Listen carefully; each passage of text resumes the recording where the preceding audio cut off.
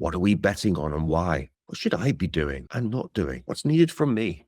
OKRs are more than a goal setting framework. Used correctly, they are strategic communications. And until you treat them that way, they will never work the way that you need them to. Here's what I mean. Strategy exists somewhere in slides, perhaps in the heads of your leadership team.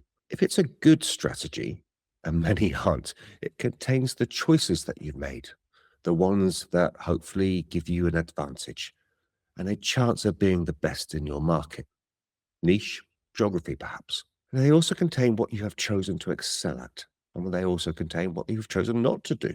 But that knowledge is completely useless until it gets into the heads of the people who are actually executing and they act upon it.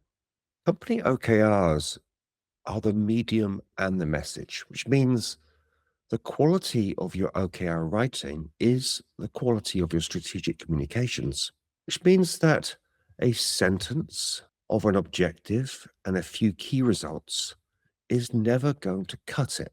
Yet that's what a majority of OKRs look like. If you work backwards from what a great strategic comms kind of package would look like, you would say it needs to resonate with teams, which means that it needs to connect emotionally and rationally and influence them, which means it needs to have an impact on what they choose to do.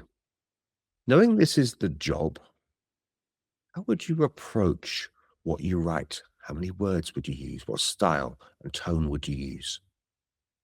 I'd wager that your OKRs would look very different. Companies treat OKRs as a writing administrative act. Fill in the template, get sign off, move on. But every OKR set is implicitly answering questions that every person in your company is desperately trying to answer. What does this company actually believe right now? What are we betting on and why? What should I be doing and not doing? What's needed from me? If your company's strategic OKRs and supporting communications don't answer those questions clearly, people quite rightly fill in the gaps themselves. And you end up with 200 people executing 200 slightly different versions of your strategy. So, what does it look like when you get it right? Well, you start with an objective. But most objectives I read are labels, not communications. Improve customer experience, drive growth, strengthen the team. These aren't strategic communications. A well-written objective comes with a narrative that's more akin to a memo. It tells everyone what you're going after, why it matters, and what the company believes.